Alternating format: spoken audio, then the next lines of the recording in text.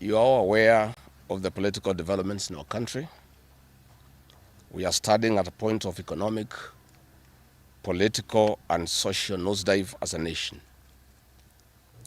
As a country, we, the people of Kenya, are being treated by William Ruto as less Kenyans at any given moment.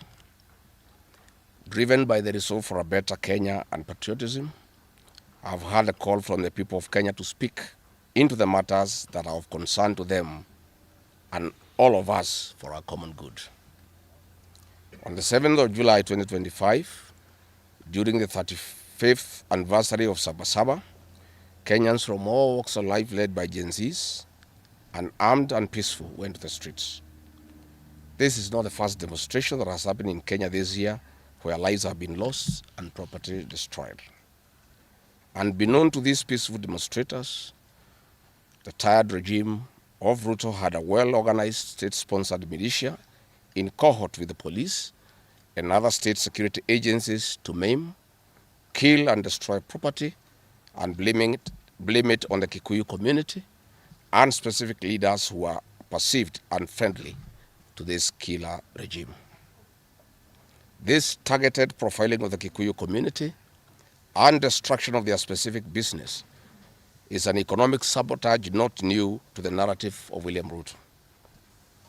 On the 30th day, this state-sponsored militia, under instructions and guidance from the police, were dropped in different places in the country, and mostly in the Mount Kenya region and other regions not perceived friendly to the government. They were strategically dropped past midnight, and then roadblocks were placed by the police while others was dropped early in the morning. The militia were procured by Ruto. Governors and MPs allied to him. These regions include Nairobi, Kiambu, Kajiado, Kisii, Nyeri, Murang'a, Kiambu, Kirinyaga, Meru, Nyandarua, Kajiado, Kitengela, Ongata-Rongai, Machakos, Embu, and in Wote. They had clear instructions to loot and destroy specific properties under police supervision. A killer squad of 101 that works under the Director General of the National Intelligence Service, Nuruddin Haji, was armed with assault rifles and drove in a convoy of unmarked Subarus, shooting and killing innocent protesters aimlessly in the streets and estates. This squad in Subarus, hooded and masked against court orders, are disguising themselves as DCI's officers, yet we know they are not. In fact, I would like to clarify that the National Intelligence Service has procured Subarus to give an impression that this killer gang is from the DCI. The truth of the matter is that this has nothing to do with the DCI. This is the National Intelligence Service. And this squad of 101 people was formed when I was still in government. Officers were recruited from the Administration Police Unit for special training by NIS on abductions, killings, and cover-up. And this is a squad that is killing the people of Kenya. The killings and the business destruction pattern point to William Ruto's ethnic profiling narrative, which he is a master with no rival. With a close coordination of PS Interior Raymond Omolo, this narrative was boosted online by state bloggers to spin the narrative. The Cabinet Secretary Kipchumba Murkomen's public to shoot to kill order, coupled with assurances to police officers that the government will not cooperate with the investigators in police conduct, has emboldened security forces. Police officers are now on record threatening citizens who are in their homes, boasting of their license to kill, acting with a confidence that can only come from the highest echelons of power. Mr. Murkomen's admission that these are not just instructions from him but orders from above removes any ambiguity about where responsibility lies. It will be recalled that in the run-up to the 2007 general election and its aftermath, the narrative of 41 against 1 was a masterpiece of William Ruto. The target was profiling Kikuyus against the rest of the country. To a large extent, he succeeded, and every Kenyan knows what happened, and it is also fresh in his mind of the ICC ordeal still hanging on the neck of William Ruto today. We remind William Ruto that his ICC cases are not yet over. They have been posed after witnesses disappeared. And what he is pretending over are crimes under the Rome Statute. It is clear history is repeating itself. And the architect William Ruto is back on the deck. He is hell-bent to finish his unfinished business with the people of Mount Kenya, destroy their businesses and make them black sheep of Kenya. Despite this horrible experience, the people of Mount Kenya voted William Ruto to a man in 2022 general elections against the advice of President Uhuru Kenyatta, whom Mr. Ruto had branded as a drunkard and a useless leader. Today, the people of Kenya, and especially the Mount Kenya region, feel sorry that they did not heed to the advice of Uhuru Kenyatta. These state-sponsored militia were key in touching of various parts of the country with ease of police assistance to prefer terrorism charges on specific people from Mount Kenya region. So far, about 50 young people are in courts in trumped-up charges of terrorism in scenarios of state-managed crimes by the state. Again, this is a clear onslaught on the Kikuyu nation. A case in point, when a police station in Mawego in Homa Bay County was torched, the suspects for that particular crime have been charged with arson. But when a police station is alleged to have been torched in Kiambu, suspects from the Kikuyu nation are charged with terrorism charges. This is serious ethnic profiling. Last night, in Juja and Kirinyaga, these state-sponsored militia invaded various businesses. Luckily, in Kirinyaga, after Wananchi went to Sagada police station and they refused to act, saying they had orders from above not to interfere, the people organized themselves and repulsed the militia. Mr. Ruto's ethnic profiling has led to the destruction of the foreign properties belonging to the people of Mount Kenya. Maguna supermarkets in Meru, Kahawa West and Muranga. Nice supermarkets, hotel and petrol station, and nice city in Mwea in Kirinyaga. County supermarkets in Kabati and Kirinyaga. Power Star supermarkets, Quick Mart supermarkets in Eastern Bypass, Shell and Total Mini markets in Roiru, Chill Post Hotel in Gong, Boju Shop in Keserian, Homegrown Supermarket among others, and the Family Bank in Kahawa and Roiru. Notably, in Meru, these state-sponsored militia tried to attack Meru Dairy Processing Plant and were repulsed by workers. In Nyeri, they further tried to attack Wakulima Dairy in Mukurweini, and the attack failed. We urge our businesses to heighten security surveillance on their business premises and production lines, especially the KTDA, coffee factories, milk processing factories, among others.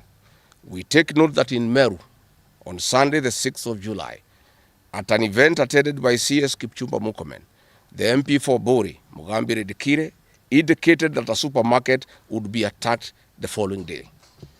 As sure as December 25 is Christmas, and true to his word, Maguna supermarket was torched by the state-sponsored militia, which the MP was private to. Why hasn't Mugambi Rigathi been arrested? How did he know that a supermarket would be attacked? This is selective justice. The evidence that these militias are state-sponsored is plain for all to see. Videos circulating widely show police officers not merely failing to intervene, but actively transporting armed groups who proceed to unleash destruction with apparent impunity. Uniformed officers have been seen standing guard as these groups rampage. They are in action and a stark contrast to strong statements being made by government. In Nyeri, journalists were attacked by these militias in the presence of the police. It is well documented. This is a clear indicator that Ruto is working with governors and MPs allied to him to destroy businesses owned by the Kikuyu, the Meru and the Embu, and blame it on people who don't support his administration.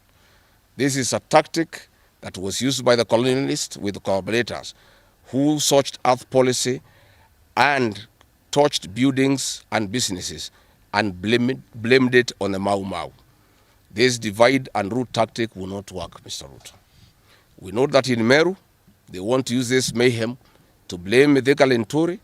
In Embu, they have already blamed Mkonji Gitonga. In Ketengela, Iron Gong, they want to target Senator Seki and MP Onesmus Ngogoyo. In Nyeri, they are trying to haunt Honorable Kagusha. And in Kirinyaga, they are targeting Senator Murango. We want to remind President Ruto that it is not the Kikuyus who want him out of office. It is the entire people of Kenya. Kenyans are suffering equally across the country. That is why Kenyans have said, if you, Mr. William Ruto, believe that it is the Kikuyus who want you out, then all Kenyans are Kikuyus. I want to thank the people of Kenya for standing out against this tribal profiling of the Kikuyu. The people of Kenya yesterday did wonderful by saying that the Kikuyus should not be profiled. This morning, I've seen Ruto quivering and wailing in uncontrollable anger. Mr. Ruto, excessive anger is not a solution. I want, with a lot of humility, to advise you to stop being angry. That will not help. You need to know what you need to do because you have not been listening to the people of Kenya. The people of Kenya are more angry than you are. They are angry because you have overtaxed them. There is wanton corruption. There is abductions and extrajudicial killings. There is ethnic profiling and other ills that bedevil your administration.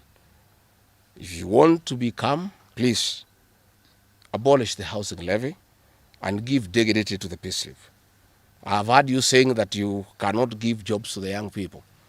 Please restore the dignity of the payslip. Restore the capacity of the middle class. The middle class will give jobs to these young people. Stop killing and profiling the young people. Listen to them.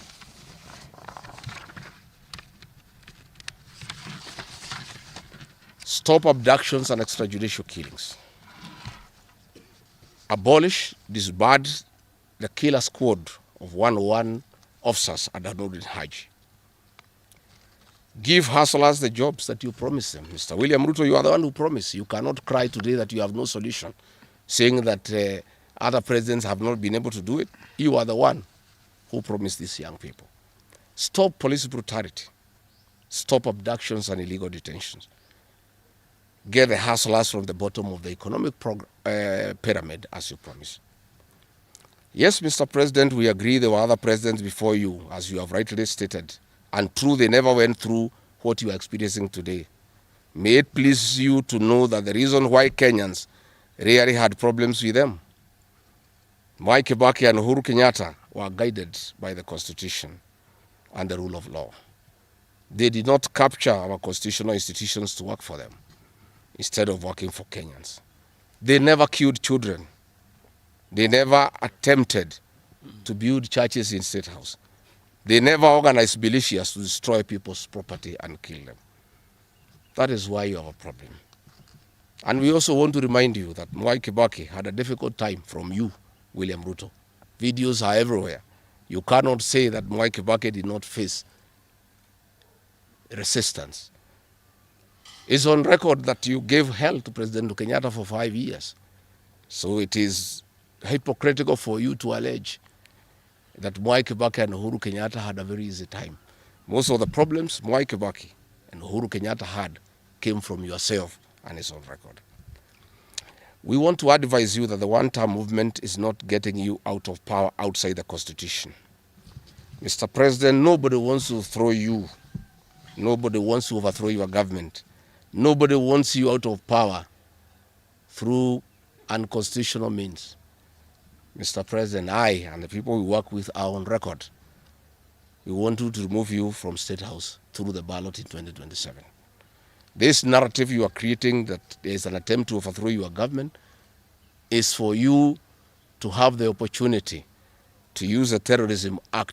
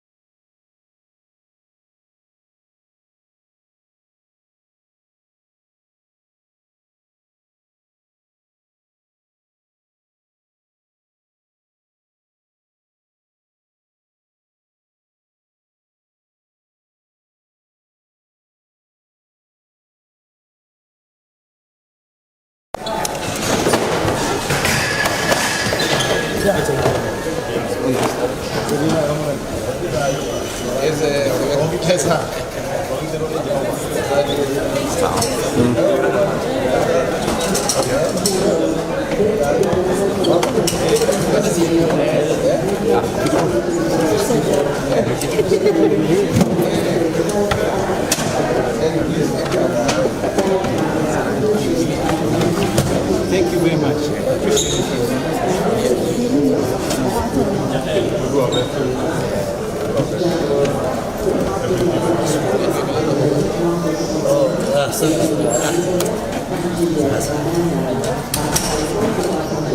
Umeingiza mkono wake kwa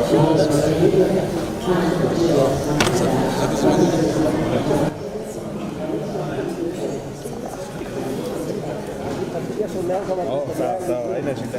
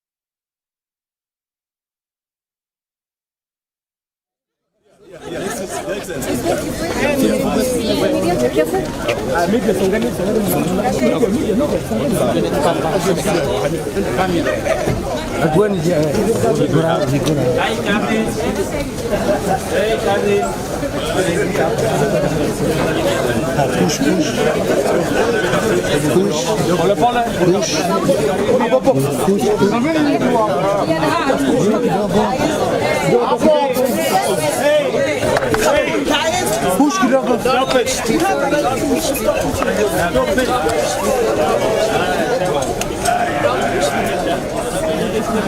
give it a hold there.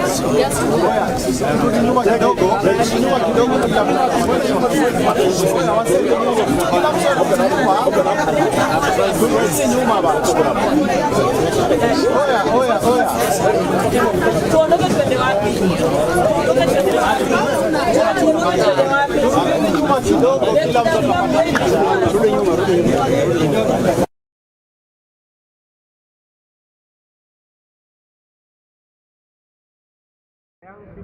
Young lads who are already in police. They're keeping strong, but now Gen Z, they're just special. Strong sana. Jana tulienda hapo walikuwa na njaa kiasi kwa baia lunch, tukaongea na wao tukaambiwa keep strong ya kwamba we are fighting for better Kenya.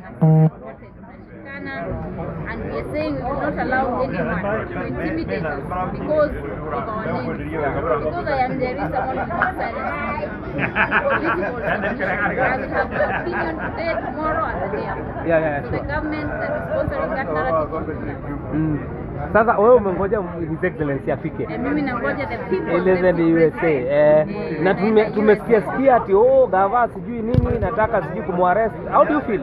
Wameshika watu wengi, wameshika mkunji, hata tumwambia ugekia hakuna mahali sisi tumeenda. Na kama wanaona kweli wamefanya investigation, naona mtu amekosea, they do what they want to do. We will be here today, tomorrow, and the day after, no matter what. Sure. And we will fight a system that wants to segregate us and to make sure that we are not politically involved. Sure.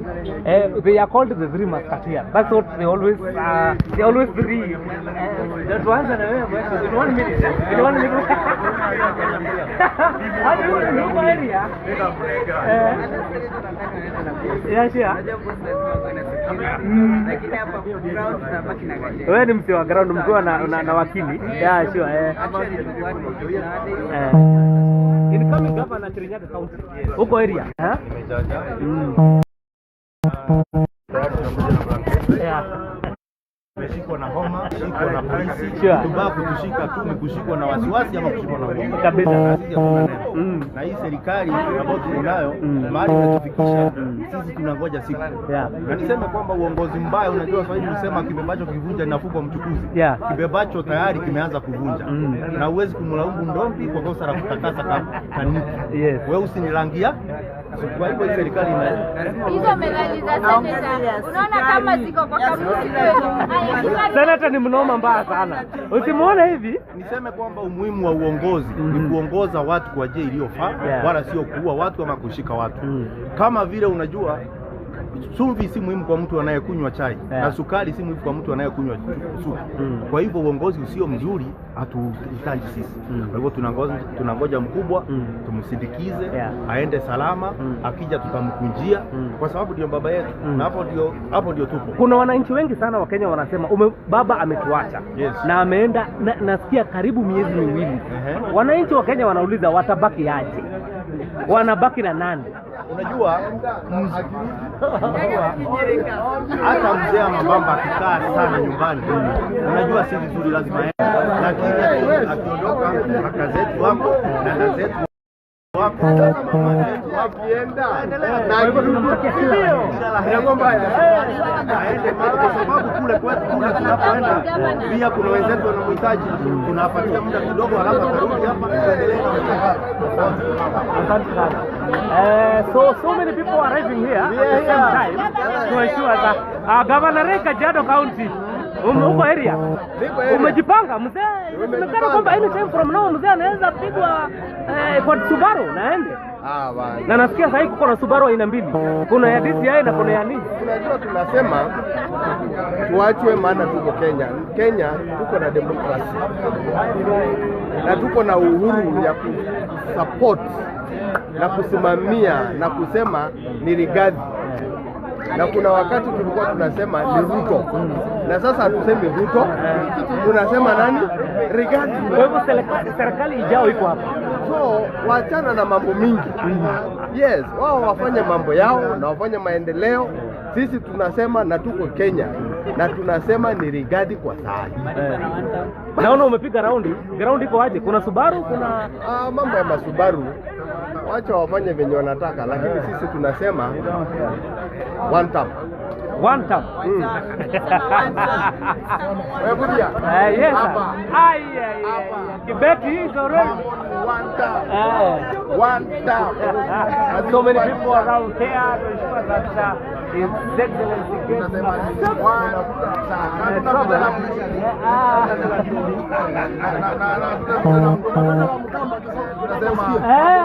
watu wa Machakos wanasemaje? Sasa nikuambia Kitia yuko peke yake. Wanasema tribalism, lakini huyo Sugoi ndio tribalist. Ukiniona hapa unaona Kalonzo. Ukiona wengine hapa unaona Matiang'i. Ukiona wengine hapa unaona kina Malala na wale wengine. Kwa hivyo Kenya are wishing His Excellency a safe travel to the US. Na tukujie na mambo mema. Leo tunajua Kenya siasa imeharibika. Hamuoni kana kwamba akienda USA mtabaki kama hapana, tutamshikilia. Sisi pia ni wanasiasa, tutamshikilia sana. Na ile kitu tutafanya ni kumwombea na kuendelea kuombea the other principles ili wakiwa wameungana vizuri. Kwa sababu akirudi yeye ndio ndawa ya Kasongo. Asante sana Wesh. Huyo ni former member of parliament for Machakos Town.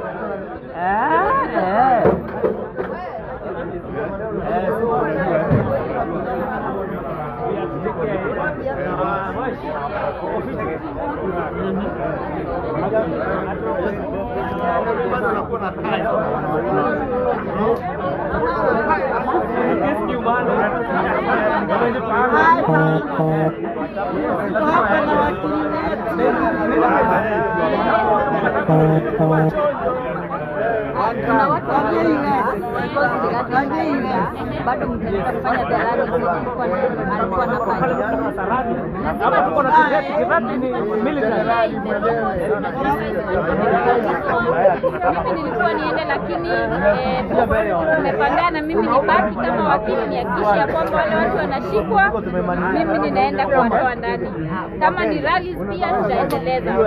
Wakili wa sasa kama kuna wakati Kasongo atakuwa na break, atakuwa sana. Watu wanakusalimia sana. Wanasema wewe ndio wakili wa Gen Z. Mimi Gen Z wakili wa Gen Z. Gen Z wakili wa Gen Z.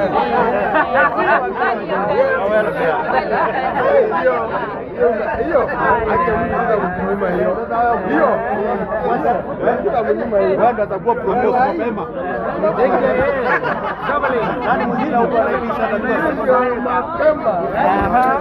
Waheshimiwa kibao from the Democratic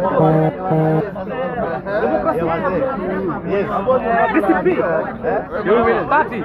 Haya, tuko na mheshimiwa Nakuru hapa. Ameingia vibaya. Watu wa Nakuru wanasemaje ndugu yangu? Watu wa Nakuru wako gagari, sawa? Na wamesema ya kwamba wako nyuma ya mheshimiwa Rigathi Gachagua. Tuko hapa sasa kumuishi a very safe flight. Aende huko Amerika. Namba moja, kwanza Mungu ametupatia ushindi mwingi. Sometimes to reflect back. Vile tumezunguka, tukatoka mlima, tukatoka Munyoro, tukaenda Ukambani, tukaenda Coast. Sasa ni international. Tukaenda Masai, tukaenda Western. Sasa ni kwenda kutafuta marafiki nje. Na pia to step back na uangalie uone what God has done for us. It's important in life. You start back. Unaenda kutafuta marafiki wengine, kwenda kufungua maofisi kule. Kwenda pia kukutana na the international community, kuambia situation kwenye iko Kenya. William Ruto anasema nyinyi hamkusumbua Kibaki, nyinyi hamkusumbua Uhuru. Sasa mnamsumbua. What is the problem? Leo tuliona kweli anaweza kuwa mwalimu ya historia. Alitaja mpaka Jomo Kenyatta, tukaona ametaja na akafuatanisha, akataja. Sikuwa nafikiria hata yana kuwa na historia. Akasema Jomo Kenyatta hakusumbuliwa. Akasema Moi hakusumbuliwa. Akakuja Kibaki hakusumbuliwa. Ati Uhuru hakusumbuliwa. Kwa nini mimi mnanisumbua? Jibu ni moja tu. Kwa nini mnamsumbua? Hao wote hawakuwa watoto. Hawaku abduct, hawakudanganya, hawakuiba mashamba Gong Forest. That's why hawakusumbuliwa. Walikuwa wangwana. Sasa if the kitchen is too hot, what do you do? Get out of the kitchen. Definitely. Kitchen ikiwa mingi, sisi tunasema tafadhali mtu asikuwe na baridi. Ya kwanza kusema mnataka kunitoa mamlakani. Hiyo ni kitu ya kujaribu kutafuta sympathy. What we are saying ya kwamba sisi tunasema wanta, lakini Mungu na yeye wakiamua otherwise, hiyo ni mambo yao, Wakenya watashurai. Lakini for now, mtu asianze kulia. Instead of what he is being told to do, analia akisema nobody has that time, nobody has whatever. Lakini wewe ulisema hutatumia state institutions. State institution, DCI, polisi, NIS. kupiga mambo kisiasa. That is exactly what is happening today. Vijana wetu sasa wamefika more than 100. 2024 walikuwa 60. Ojwang, Boniface wamefika watu wengi sana. One time. President is around. He is around.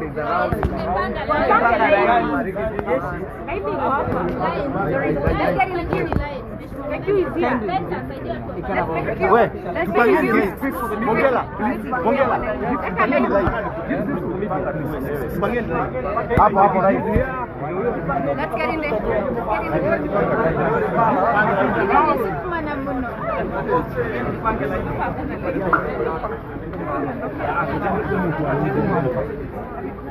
Neto di.